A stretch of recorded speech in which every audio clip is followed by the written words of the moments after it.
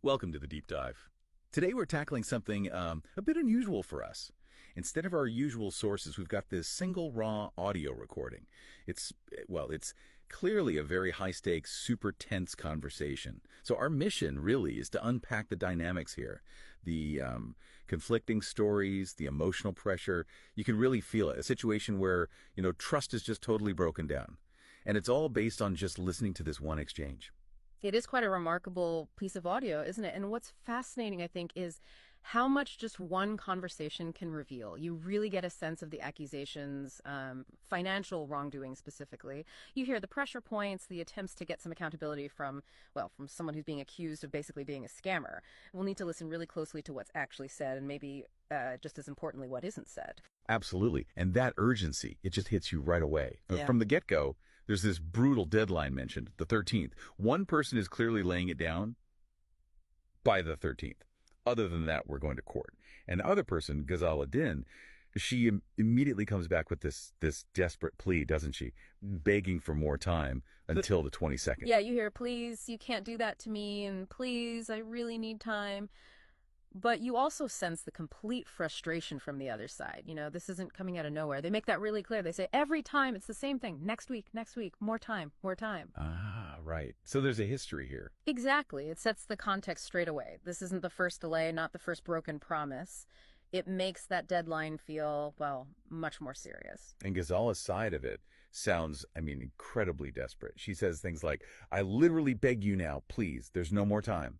Mm-hmm. And repeats, I'm stuck. I'm literally stuck. It really sounds like she feels trapped. She certainly portrays that very strongly, whether it's genuine panic or, a tactic to perhaps gain sympathy or just delay things further. That's harder to tell just from the words, isn't it? It's definitely a common response you hear in these kinds of high-pressure financial disputes, trying to shift the focus to personal struggle. That's a really good point. Okay, so let's get to the core of it. Yeah. Her explanation for what actually went wrong. Because when she's pushed, her main response is just, it's quite vague. She keeps saying, it just flopped. All just flopped. It just all went wrong. Flopped, yeah. And she adds, it flopped, and I was trying to take it on my own head to sort it out, and that's the truth. Yeah. I thought I can cover it, but I couldn't. Flopped is doing a lot of heavy lifting there, isn't it? What does that actually mean in financial terms? A bad investment, mismanagement, something else. And the other speaker picks up on that vagueness straight away. They ask pretty directly, why did you decide to do this in the first place? If you can't honor what you've agreed, why were you taking my money all that time? Then if you got to the side, this was happening. They're basically asking for a real reason. And her answer to that is quite telling. I got scared. Yeah. That's what she says. And that she sort of admits to, maybe not being entirely truthful before. When she's asked if her past reassurances were lies, her answer is, it probably comes across like that. Wow. That's quite an admission. Yeah. And she tries to soften it, saying things like, I built up that friendship with you. I didn't want to let you down. And also, I was doing it in a way where I was trying to cover for you as well, to keep you happy as well, to keep myself going as well. It's almost like she's saying the deception was partly for their benefit. It's a deflection technique, you could argue. Reframing dishonesty as a sort of misguided attempt to manage the situation or protect the relationship. It shifts focus from the actual financial transactions and the potential loss towards her personal feelings and motivations. I didn't want to disappoint you, that kind of thing. It personalizes it. She even says, I come to the stage when I couldn't do it, again, framing it as a personal failure rather than, say, a business failure or something more deliberate. Okay, so the conversation doesn't stay personal for long because the legal side comes up pretty fast. Lawyers are involved now. Court is threatened.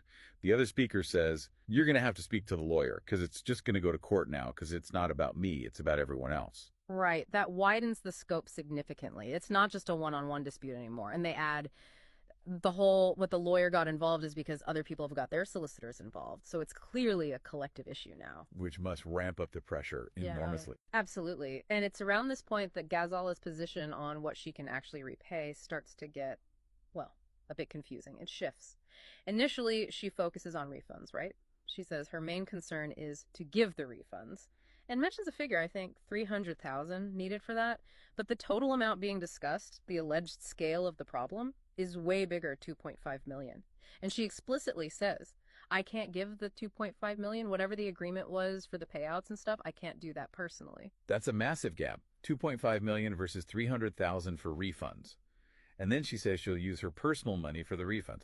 I'm giving it personally my $500,000, she says at one point. Right, my $500,000. But then later, it seems to shrink again to a much more specific amount for the person she's talking to. I've got 117 there. Yeah, that's the 100 that I need to get to you. Yeah. So it goes from 2.5 million potentially owed down to focusing on 300K refunds, then a personal promise of $500,000, and finally an immediate offer of just over 100K to this one person.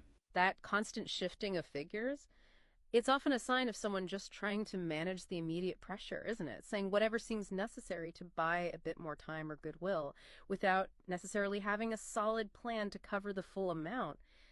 It erodes credibility further. Definitely feels like that. Yeah. And then there are these other excuses or perhaps contradictions that come up, like when the other speaker pushes her for details about the company involved. Where did the money actually go? Mm-hmm. Ghazala just refuses to say, I can't do that because that's going to fall. Which is a huge red flag, obviously. And the other speaker calls it out immediately. See, this what I'm talking with. There's no trust there, is there? And you're not giving me his number. You're not giving me the company details. Yeah. I mean, in any normal situation, refusing to identify the company you invested someone's money in, that's just not how legitimate business works. It screams that something's being hidden. Yeah. And then she shifts blame again, this time to her bank. My bank has messed me up. That is the truth.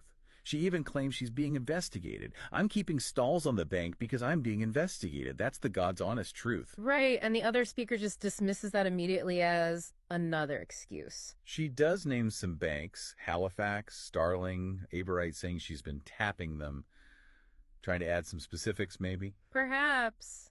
But it fits a pattern, doesn't it? We've gone from it flopped to I got scared to I didn't want to let you down to secrecy about the company, and now it's the bank's fault and there's an investigation. The reasons keep changing. The other speaker highlights this, saying something like, why were you saying, oh, this, that, all these excuses, and points out the core issue. Nothing's going to change. The only thing that's not changing is you not giving anything. It really captures that cycle of justification and delay. And amidst all this financial talk, you really feel the human impact. Yeah. It's not just numbers on a page. The speaker talking to Ghazala is clearly under immense pressure from others involved.